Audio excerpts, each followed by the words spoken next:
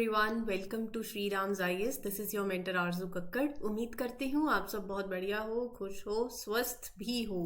तो स्वस्थ रहना, देखो फर्स्ट एंड फॉरमोस्ट है, हेल्थ अच्छी होगी तभी प्रिपरेशन हो पाएगी। अगर आप ये सोचो कि एक्सरसाइज, अच्छी डाइट नहीं लेते हैं, सिर्फ पढ़ाई पढ़ाई पढ़ाई पे ध्यान देंगे तो वो भी 2 दिन 3 दिन 4 दिन चलेगा। इसीलिए मेक श्योर कि एक हेल्दी डाइट हो, अच्छी एक्सरसाइज हो, बाकी एक्टिविटीज़ भी कर रहे हो, चाहे मतलब 15 मिनट ही सही, बट मेक श्योर आप अपने आप को, अपने हेल्थ को एक फिजिकल एक्सरसाइज अपने स्केड्यूल के अंदर ज़रूर रखें। जैसे स्केड्यूल में पॉलिटी के चैप्टर्स रखते हो, हिस्ट्री रखते हो, वैसे ही good exercise is also necessary, right. चाहे 15 मिनट 10 मिनट मेडिटेशन ही कर लो, करो ज़रूर। मैं सेशन शुरू होता है उससे पहले ये सिर्फ हार्डली 30 सेकेंड्स की एक छोटी सी एडवाइस देती हूँ ताकि टाइम भी नहीं लगे, बट एक दिन का एक ऐसा ज्ञान जो आप, और कुछ जो लेना चाहें वो ले सकते हैं, जिनको नहीं पसंद वो सेशन में आगे बढ़ जाएं, एज सिंपल एज दैट। अच्छा, सेशन को अच्छा लगता है तो make sure that you mark your attendance while liking the lecture. You can share it with your friends also, let others know about this platform and this session, and do let me know in the comment section your feedbacks.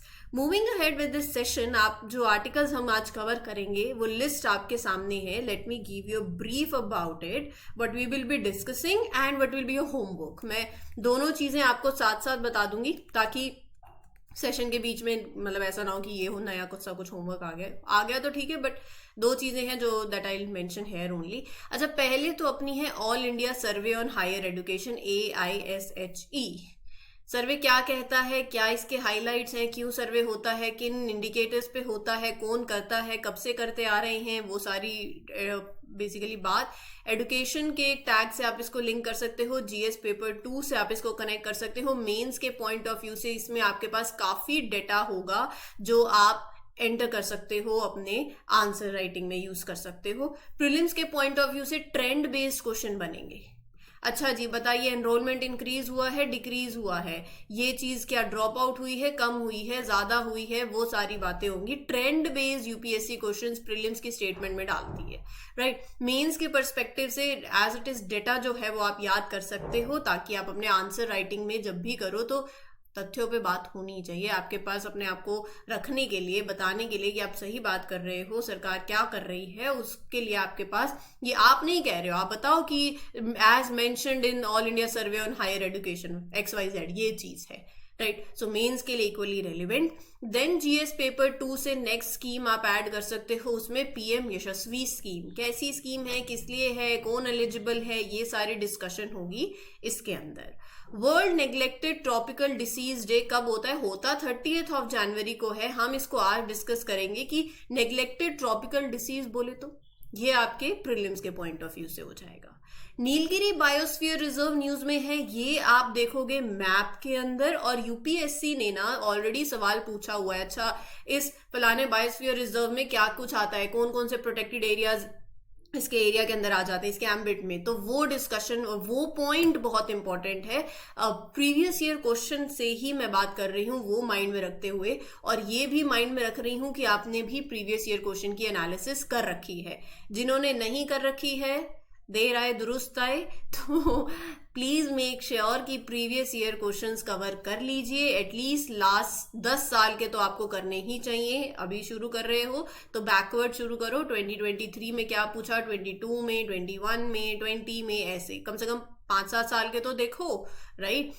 एक दिन में अगर आप बोलो कि एक दिन में 1 साल हो जाएगा, नहीं, एनालिसिस करनी है, समझना है। अच्छा, ऑप्शन ऐसे फ्रेम करते हैं वो लोग, और आंसर पे इस तरीके से अप्रोच कर सकते हैं, ये मतलब इस जोन से ऐसे क्वेश्चंस पूछे जा रहे हैं, राइट। किस तरीके से they are framing questions, they are giving you options, तो वो बहुत इंपॉर्टेंट है। How you can come to the answer, क्या एलिमिनेशन मेथड होता है, क्या ट्रेंड होता है, क्या ऐसे कीवर्ड्स हैं जो आप यूजुअली देखो, क्या only, must, could, should, only must basically, क्या ऐसे कीवर्ड्स के थ्रू सारी स्टेटमेंट्स गलत आती हैं या फिर एक्सेप्शन भी हो सकता है। मोस्टली गलत होती हैं जब हम वो टर्म्स जैसे ओनली लगा देते हैं, ओनली, ऑल, मस्ट जैसी, बट ऑलवेज अगर आप बोलो कि जहां भी ओनली आया आंख बंद करके कहती है स्टेटमेंट रॉन्ग है, तो कभी कभार आप भी गलत हो सकते हो, ठीक है, चलिए फिर हम आगे बात करेंगे डोगरी फोक डांस के ऊपर, और ये आप अपने आर्ट एंड कल्चर से जो डांस का टॉपिक है वो कवर करेंगे। देखो आर्ट एंड कल्चर से साथ साथ कवर करते जाओगे। कुछ दिन पहले मैंने आपको कहा था टेम्पल आर्किटेक्चर कवर कर लो, कभी मैं आपको बोलती हूँ पेंटिंग्स करो। तो जैसे जैसे जो चीज न्यूज में आती जाती है पैरेलली मैं आपको वो होमवर्क देती हूँ, और अगर आप पैरेलली करते जाओगे बाद में पछताओगे नहीं। ठीक है, साथ साथ कवर करो, बहुत फायदा होगा। अब जैसे हमने यार डोगरी फोक डांस किया, आप बाकी जो डांस फॉर्म्स हैं वो भी देख लो अपने आर्ट एंड कल्चर से, टॉपिक वहीं का वहीं कंप्लीट हो गया। परम्बिकुलम टाइगर रिजर्व हमने कवर करना था सैटरडे को, बट आई सेड कि हम इसको मंडे को कवर करेंगे, तो आज हम इस टाइगर रिजर्व को भी देखेंगे। Right, so this is how we will be proceeding in this particular session. I hope that you have now an understanding, you got an understanding कि इस सेशन में क्या कुछ रहने वाला है। ठीक है जी, चलिए फिर शुरू करते हैं with the first article, that is कि अपनी एजुकेशन मिनिस्ट्री ने, कौन सी मिनिस्ट्री ने, एजुकेशन मिनिस्ट्री ने, जब मैं किसी चीज पे स्ट्रेस दे रही हूँ या फ्लो में जा रही हूँ, मैंने बोल दिया मिनिस्ट्री ऑफ एजुकेशन ने रिलीज किया है। आपको लगेगा चलो बहुत सिंपल है, किसी को मिनिस्ट्री ऑफ एजुकेशन ध्यान ही नहीं रहेगा, बट अगर मैं स्ट्रेस डालू नहीं मिनिस्ट्री ऑफ एजुकेशन ने, तो आपको लगेगा हाँ ये इंपॉर्टेंट है, ये याद रह जाएगी चीज। बट मैं हर बार वैसे इस तरीके से, ऑब्वियसली कभी कभार होता है, you go with the flow also, लेकिन अगर आपने प्रीवियस ईयर क्वेश्चन पढ़े होंगे तो आपका भी दिमाग चमकेगा। सिर्फ स्पून फीडिंग से बात नहीं चलती है, इसीलिए बोल रही हूं कि टू वे अप्रोच है, आपको अपना दिमाग भी चलाना है कि यहां मेरे को क्लिक कर जाना चाहिए कि एक तो पहली स्टेटमेंट मुझे ये याद करनी है कि मिनिस्ट्री ऑफ एजुकेशन का ये पर्टिकुलर सर्वे है। सर्वे क्या कहता है? All India survey on higher education that was released recently. पहले तो 2011 से मिनिस्ट्री ऑफ एजुकेशन ये सर्वे पब्लिश कर रही है, ये रिपोर्ट पब्लिश कर रही है। इस रिपोर्ट का पर्पस है कि कंट्री में हायर एजुकेशन का क्या स्टेटस है, क्या स्टेटस है वो ये रिपोर्ट बताती है। तो ये सर्वे जो है जितने भी कंट्री के अंदर इंस्टीट्यूशंस हैं जो कि हायर एजुकेशन दे रहे हैं उनको कवर करती है। और डेटा जो होता है वो आप कलेक्ट करते हो बेस्ड ऑन, अच्छा फलाने इंस्टीट्यूशन का ये अच्छा है, यहाँ पर ये चीज अच्छी है, आप सर्वे कर रहे हो based on, there will be several parameters no, वहाँ के टीचर्स, स्टूडेंट का एनरोलमेंट कैसा है, प्रोग्राम्स क्या चला रहे हो, एग्जाम का रिजल्ट कैसा आता है, एजुकेशन में कितना फाइनेंस जा रहा है, फाइनेंस एजुकेशन फाइनेंस, इंफ्रास्ट्रक्चर कैसा है, ये सारे पैरामीटर्स को देखा जाता है when you are doing this survey for this particular report. Now, indicators of the educational development such as institution density, gross enrollment ratio, pupil teacher ratio, gender parity index, per student expenditure, it will also be calculated from the data. जो आप इस सर्वे से data collect करोगे उसके बाद ये सारी चीजें भी कैलकुलेट होती हैं। अच्छा कि एक टीचर कितने बच्चों को पढ़ा रही हैं, राइट, ये चीज भी देखी जाएगी ना। Pupil teacher ratio, it will indicate कि average number of students for every teacher in an educational institution कितने हैं। ग्रोस एनरोलमेंट देखी जाएगी कि अच्छा 18 से 23 साल की एज में percentage of people who are in जो हायर एजुकेशन में एनरोल्ड है वो कितने हैं। इंस्टीट्यूशन डेंसिटी देखी जाएगी कि उस पर्टिकुलर एरिया के अंदर कितने हायर एजुकेशन इंस्टीट्यूशन एग्जिस्ट करते हैं, राइट। फिर उसके बाद जेंडर पैरिटी देखी जाएगी, मेजर होगी, that will denote the equality in enrolment between male and female students, male ज्यादा फीमेल ज्यादा, वो सारी चीजें, राइट। पर स्टूडेंट एक्सपेंडिचर मतलब amount of money that is spent on education of each student, वो कितना है। तो ये सारी इंफॉर्मेशन से फिर इन सब चीजों पे हम आते हैं, राइट। सो अगर सर्वे के कॉन्टेक्स्ट में बात करूं तो हायर एजुकेशन आपको पता ही है, यहां पर higher education is defined as education जो कि ऑब्टेन होती है आफ्टर 12 ईयर्स ऑफ स्कूलिंग और इक्विवेलेंट। बेसिकली आप क्या परस्यू करने जा रहे हो, your education that you are obtaining after completing 12 years of schooling, right. अब बात करते हैं सर्वे के हाइलाइट्स की। क्या कहता है फिर ये सर्वे? ये कहता है कि जो ग्रोस एनरोलमेंट रेशो है हायर एजुकेशन के अंदर, देखो मोस्टली आप देखोगे ना, इन्होंने यही दिखाया है कि हर एक चीज बड़ी है, बड़ी होगी। तो मैं आपको एक जनरल बात बता रही हूँ कि दे हैव मेंशन कि ये चीज इंक्रीज हुई है, तो कहीं पर ऐसा लगे कि अच्छा ये नहीं कम हुआ है। फीमेल जेंडर एनरोलमेंट रेशो भी बढ़ा है, जो enrolment ratio for SC ST students वो भी बढ़ा है। मोस्टली सर्वे कह रहा है कि इंक्रीज ही देखने को मिलेगा आपको हर एक पैरामीटर के अंदर।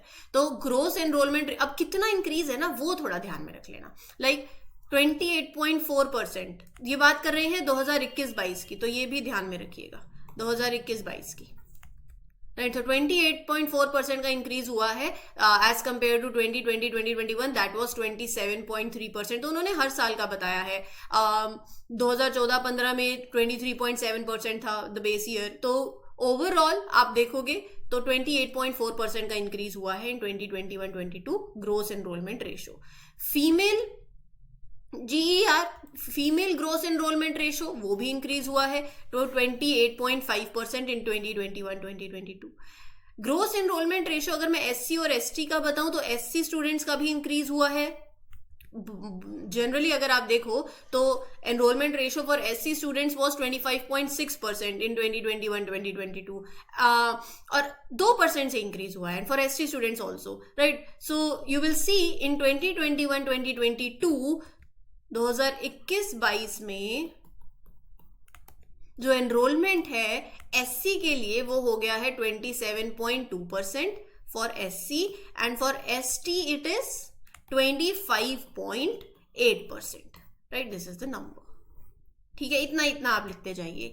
फिर उसके बाद अगर मैं OBC स्टूडेंट्स के एनरोलमेंट की बात करूं वो भी इंक्रीज हुआ है 1.63 crore in 2021-2022, right. Undergraduate level के अंदर if you see about 78.9% of the total students are enrolled in undergraduate level courses and 12.1% are enrolled in postgraduate level courses. तो ग्रेजुएट लेवल और postgraduate level courses के अंदर जो बच्चों की संख्या है अबाउट कितने बच्चे are enrolled in UG and PG level courses तो वो भी बता दिया है और ये इंडिकेट कर रहा है कि लार्ज मेजॉरिटी अभी UG लेवल पे दे आर स्टार्टिंग। फिर उसके बाद among UG the highest enrolment जो है वो आपको आर्ट्स में देखने को मिलेगी दैट इज 34.2%, साइंस में उसके बाद 14.8%, कॉमर्स में 13.3% और इंजीनियरिंग एंड टेक्नोलॉजी के अंदर 11.8%, राइट। सो इससे ये पता चल रहा है कि अच्छा कौन सी फील्ड ज्यादा पॉपुलर है अंडर ग्रेजुएट लेवल के अंदर। फिर उसके बाद मैं बात करती हूँ पोस्ट ग्रेजुएट लेवल की। मैक्सिमम स्टूडेंट्स एनरोल्ड है सोशल साइंस में। देखो वो आर्ट्स है ना तो फिर यहाँ से आप लगा लो पोस्ट ग्रेजुएट में सोशल साइंस का नंबर बढ़ गया 21.1%। फिर उसके बाद यहाँ दूसरे नंबर पे साइंस था तो पोस्ट ग्रेजुएट लेवल में भी दूसरे नंबर पे साइंस आ गई अपनी 14.7%, राइट। यूनिवर्सिटीज का कॉन्ट्रीब्यूशन की बात करूँ तो government universities constituting 58.6% of the total universities, they contribute 73.7% of total enrolment. Private universities जो है they constitute 26.3% of the total enrolment, right. फिर बात करते हैं टोटल कितनी यूनिवर्सिटी या यूनिवर्सिटी लेवल इंस्टीट्यूशन रजिस्टर हुए हैं नए। So there are a total of 1168 university level institutions, 45,000 के आसपास कॉलेजेस, राइट, एंड 12,000 के आसपास स्टैंड अलोन इंस्टीट्यूशंस है। मतलब ये आपको एक एजुकेशनल इंफ्रास्ट्रक्चर जो कंट्री का है उसकी ओवरऑल पिक्चर दे रही है। फिर फैकल्टीज और टीचर्स अगर मैं देखूं तो टोटल नंबर जो है वो भी बड़ा है and 56.6% are male and 43.4% are female. तो मैंने आपको यही बोला था कि आप कोई भी पैरामीटर देख लेना, SC में एनरोलमेंट, ST में एनरोलमेंट और female education ratio, female enrolment, gross enrolment और फैकल्टीज और टीचर्स की एडिशन सब कुछ इंक्रीज हुआ है, ठीक है। चलिए जी आगे चलते हैं अपना PM यशस्वी स्कीम के ऊपर। न्यूज में क्यों है वो मैं आपको बताऊंगी। 32.44 करोड़ रिलीज किया है प्री मैट्रिक स्कॉलरशिप के लिए। देखो और न्यूज में इसलिए है 9th और एक हो गया अपना 11th pre matric and post matric. 11th हो गया ना 10th से पहले 10th के बाद। तो प्री मैट्रिक स्कॉलरशिप के लिए इतना रिलीज किया गया है और पोस्ट मैट्रिक स्कॉलरशिप के लिए 387.27 करोड़ जो है वो पोस्ट मैट्रिक स्कॉलरशिप के लिए रिलीज किया गया है। PM यशस्वी स्कीम जो है ये एक स्कॉलरशिप स्कीम है। ये किन के लिए है? OBC के लिए, EBC के लिए और DNT के लिए, यानी कि other backward classes, economically backward class and DNT means D notified nomadic students. तो पहले ये सिर्फ OBC के लिए था, बाद में EBC और अपना ये DNT स्टूडेंट्स को भी ऐड करा है। तो इस स्कीम के अंदर प्री मैट्रिक स्कॉलरशिप मतलब प्री मैट्रिक और पोस्ट मैट्रिक स्कॉलरशिप जो है हायर एजुकेशन के लिए बच्चे अवेल कर सकते हैं। Exceptional students have this opportunity to receive scholarship for top tier schools and colleges also. Hostel की फैसिलिटीज जो है ओबीसी स्टूडेंट्स के लिए वो भी प्रोवाइड करी जाती हैं थ्रू अ कंस्ट्रक्शन स्कीम. तो यहाँ पर ना पहले तो आपको देखनी है एलिजिबल कौन है. जो ओबीसी हैं, जो ईबीसी हैं, डीएनटी हैं, वो सब एलिजिबल हैं. बच्चे और गार्डियंस जो हैं, पेरेंट्स और गार्डियंस की, अगर आप if you want to avail this, if you want to be eligible for this scheme, तो फैमिली इनकम जो है that should not be more than 2.50 lakh. और बच्चे जो हैं they should be studying in top class school in class 9th और class 11th, अभी वो प्री मैट्रिक और पोस्ट मैट्रिक. ठीक है जी. तो ये जो स्कॉलरशिप है it will be available for students in India only. अब यहाँ पर यूपीएससी आपको कहती है फॉर इंडिया ओनली, और कई बच्चे ऐसे होते हैं जिन्होंने ये स्कीम ना पढ़ी होती और वो कहते हैं ओनली जैसी स्टेटमेंट्स तो मोस्टली गलत ही होती हैं, तो ये भी गलत होगी. बट यूपीएससी कहेगी ऐसा नहीं होता, आपको चीज़ें पढ़नी भी पड़ेंगी, है ना. ओनली के खेल से एग्जाम निकल जाए, यूपीएससी का एग्जाम है, मजाक थोड़ी है. तो these scholarships are available for students in India only and the awards will be given by the government of state, union territory to which the applicant belongs, मतलब परमानेंटली आप जहां से भी बिलोंग करते हैं तो वैसा. अब ये जो स्कॉलरशिप है ऑब्वियसली फाइनेंशियल सपोर्ट प्रोवाइड कर रही है on the based on the class the student is in, right. तो 75,000 per year up to, mark my word, up to rupees 75,000 per year for students जो क्लास 9th और 10th के अंदर हो. और यहाँ पर rupees 1,25,000 per year for students in class 11th and 12th. ठीक है जी. फाइनेंशियल सपोर्ट जो है इसके अंदर स्कूल की ट्यूशन फीस, हॉस्टल फीस, ये कवर हो जाती है. इम्प्लीमेंटेशन एजेंसी के अंदर प्लीज मेक श्योर कि यहाँ पर इम्प्लीमेंटेशन की जो एजेंसी है, जो मिनिस्ट्री एसोसिएटेड है, वो है social justice and empowerment, education नहीं है. तो कंफ्यूज नहीं होना है और तुक्का नहीं मारना है. सोशल जस्टिस और एम्पावरमेंट की ये मिनिस्ट्री है जो कि इससे एसोसिएटेड है. ठीक है जी. चलिए आगे बढ़ते हैं. World neglected tropical diseases day हर साल होता है 30 जनवरी को, यानी कि कल होगा. अब कल होगा तो हम थोड़ा सा आज एक दिन पहले पढ़ लेते हैं कि ट्रॉपिकल डिसीज मतलब, एनटीडी नेग्लेक्टेड ट्रॉपिकल डिसीज मतलब डाइवर्स ग्रुप, अलग अलग ऑफ 20 डिसीजेस जो कि ट्रॉपिकल एरियाज के अंदर प्रेवलेंट होती हैं, राइट. और फिर ये they thrive among the people who are living in impoverished communities, right. जो गरीब हैं, जो पुअर हैं, और वहां पर और ऐसे ट्रॉपिकल एरियाज के अंदर फिर ये डिसीजेस जो हैं ये आगे बढ़ती चली जाती हैं. वहां आपको ये देखने को मिलेंगी वायरस की वजह से, बैक्टीरिया की वजह से, parasite, fungi, toxins. There can be variety of pathogens that can cause this and they are associated with devastating health, social and economic consequences. होगा ही सही, राइट. तो it will lead to health consequences, health से social और economic तो होगा ही सही. तो तीनों चीजें आपस में कनेक्टेड हैं. तो कुछ एग्जाम्पल्स अगर आपके सामने यूपीएससी डाल दे 4 ऑप्शंस और आपको कहे कि इसमें से नेग्लेक्टेड ट्रॉपिकल डिसीजेस कौन कौन सी हैं वो बताओ, तो आप कहना हमने पढ़ा है like guinea worm, chikungunya, dengue, kala azar और लिम्फेटिक फिलेरिसिस. अभी कुछ दिन पहले ही हमने इसके बारे में पढ़ा था. India is home to about 12 neglected tropical diseases, right. WHO estimates कि neglected tropical diseases affect करती हैं more than 1 billion people.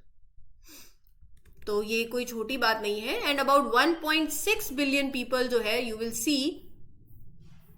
Just give me a minute guys, I am not able to see the slide. हाँ आप सबको दिख रही होगी, एक सेकेंड.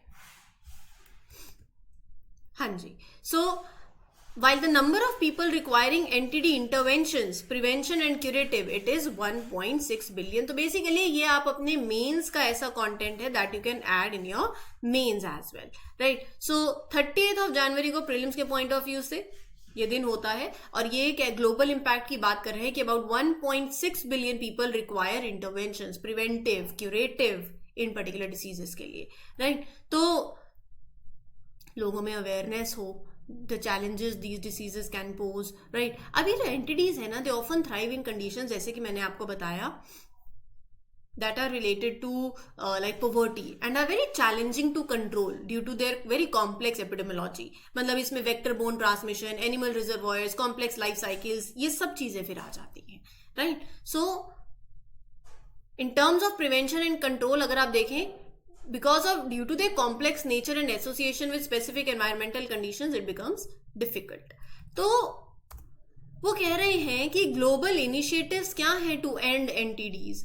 WHO का न्यू रोड मैप इंपॉर्टेंट है मेंस के लिए. 2021 to 2030 it calls for 3 strategies. 3 strategies में पहला तो है जो मेजरिंग प्रोसेस है. You need to shift from measuring process to measuring impact. Old approach क्या थी? पहले वाले एफर्ट जो थे वो फोकस करते थे on measuring the steps that are taken या processes that are implemented to tackle the entities. नई अप्रोच क्या कहती है? WHO now emphasizes measuring the actual impact of these efforts. अच्छा, हमने ये कितने efforts किए वो नहीं, उन efforts का क्या impact हुआ वो measure करना है. To look at the real result. हमने ये किया, हमने ये किया, हमने वो किया. भैया ये सब तो किया, result क्या आया? Result देखो. न्यू अप्रोच कहती है we need to look at the real results, the outcomes that you have achieved in terms of अच्छा ये किया तो क्या एलिमिनेट किया एंटिटी, क्या रिड्यूस किया entity, rather than just tracking the activities की हाँ हमने ये किया, क्या उसके करने से क्या हुआ, वो अप्रोच लेके आनी है. दूसरी बात वो कहते हैं shift from disease specific planning to collaborative work, plans, programs that were specifically for individual diseases. You are addressing them in isolation. वो पुरानी अप्रोच है. नई अप्रोच क्या कहती है? कोलैबोरेटिव एफर्ट्स हो. You are working together on multiple fronts. You are involving different organizations and sectors to address entities collectively. Right? Diseases are seen as interconnected issues and अगर वो interconnected issue है तो उसके लिए एक अप्रोच भी collaborative और कॉम्प्रिहेंसिव चाहिए रहेगी. Then the third one is you need to shift from external agendas to country owned and financed programs. मतलब many programs you see old approach में they were externally driven. मतलब कि they were initiated, they were led by external organizations. But नई approach क्या कहती है? You focus on the programs that are financed by the countries themselves. और ये shift countries को empower करेगी to take control of their own initiatives. और ensure कि अच्छा ये program sustainable है, right? And it is tailoring to their specific needs also. Sorted है. चलिए फिर आगे बढ़ते हैं. अगला जो है अपना नीलगिरी बायोस्फीयर रिजर्व्स के बारे में है. मोर देन 300 वल्चर्स वर रिकॉर्डेड. हमने वल्चर्स को लेके पीछे बहुत बार डिस्कशन करी है. मैं बहुत बार बोलती हूँ कि वल्चर्स न्यूज में है, इन पे ध्यान दो. अभी एज पर the synchronous vulture survey that was completed Nilgiri biosphere reserve में तो 300 वल्चर्स वर रिकॉर्डेड. तो हमारे लिए आज के सेशन में मैं वल्चर पे बात नहीं करूंगी, हम बात करेंगे नीलगिरी बायोस्फीयर रिजर्व के बारे में. आपका होमवर्क आपको पता है क्या है? मैप में जाके लोकेट करना है.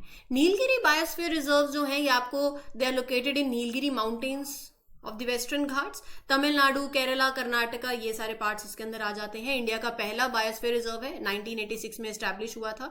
टोटल एरिया इसका 5520 स्क्वायर किलोमीटर का है. It is the largest protected forest area. और इसमें जो प्रोटेक्टेड एरियाज आते हैं ये प्रीलिम्स में पूछा गया है. अच्छा, इसमें कौन कौन से प्रोटेक्टेड एरियाज हैं within this reserve? Mudumalai Wildlife Sanctuary, Wayanad Wildlife Sanctuary, Bandipur, Nagarhole, Mukurthi National Park, Silent Valley, they all are the protected areas that are present within this reserve. Map में जाके देखना जरूर, यूपीएससी ने ऑलरेडी प्रीलिम्स में पूछा हुआ है.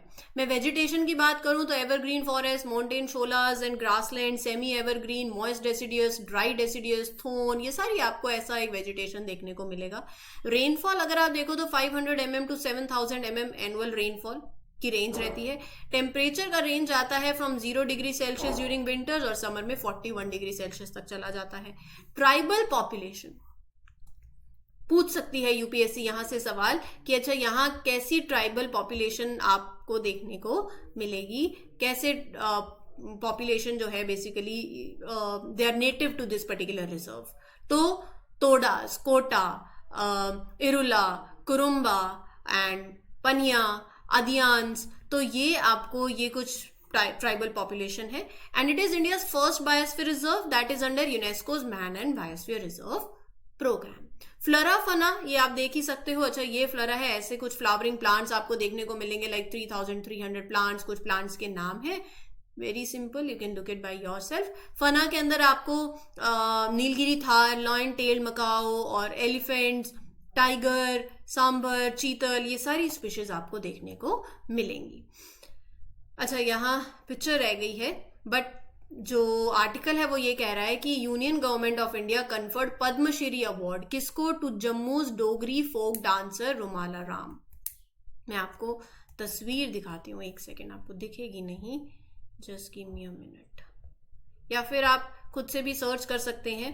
क्योंकि देखो, मेरा यही मानना है कि जितना आप पिक्चर्स के थ्रू चीज़ों को ध्यान में रखेंगे तो उतनी आपको चीज़ें ध्यान में रहेंगी, right?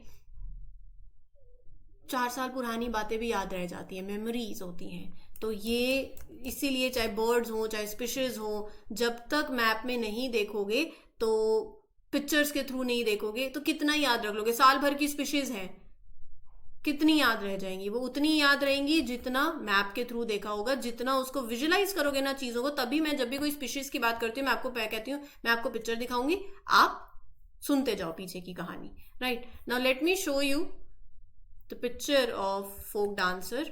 Here you can see, right? हम इनकी बात कर रहे थे, रुमाला राम। लेकिन हमारे लिए आज इंपॉर्टेंट है अबाउट डोगरी फोक डांस, क्योंकि इसके 3 पहलू हैं। मैं आपको बताऊं तो पिक्चर मतलब नाम आपके लिए एसएससी यूपीएससी पूछ सकती है, इंपॉर्टेंट है ही। पद्मश्री मिला है टू डोगरी फोक डांसर। तो डोगरी जो है फोक डांस, उसके बारे में पढ़ते हैं। ये डांस है that is performed in Duggar region of Jammu, right? Generally अगर आप देखोगे, it is perform by group of artist whose main leader sings the song. जो मेन लीडर है वो गाना गाते हैं एज वेल एज डांसेस। बाकी जो है they are in the sitting position that provide beats of drums और चिमटा। ऐसे हो गया ना, एक मेन लीडर हो गया और बाकी जो है दे आर सिटिंग अराउंड, जो ड्रम चिमटा बजाते हैं, राइट? सोशल गैदरिंग्स और फंक्शंस में ये डांस परफॉर्म किया जाता है। और there are other varieties of this dance also with men and women, या फिर only women who are performing in the dance groups. तो बहुत ही फेमस फोक डांस है वहां का। डोगरा फोक डांस जो है, they have an important role as part of worship ceremony. सिर्फ ऐसे सोशल गैदरिंग्स में या मैरिजेस में वहाँ वैसा नहीं होता, बट अगर आप देखो तो वर्शिप में, सेरेमनीज में ये जो फोक डांस है, it plays a very important role.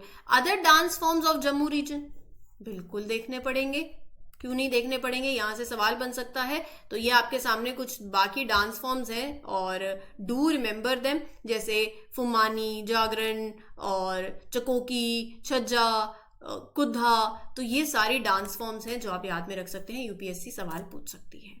Now coming to the last article of today's session, that is your Parambiculam Tiger Reserve. A recent survey at this tiger reserve has added 11 new species records, including 3 birds, 4 butterflies. तो हमारे लिए तो देखो यही है कि हमें तो मैप में दिखा देना कहाँ पर पड़ता है, वो आप देखोगे।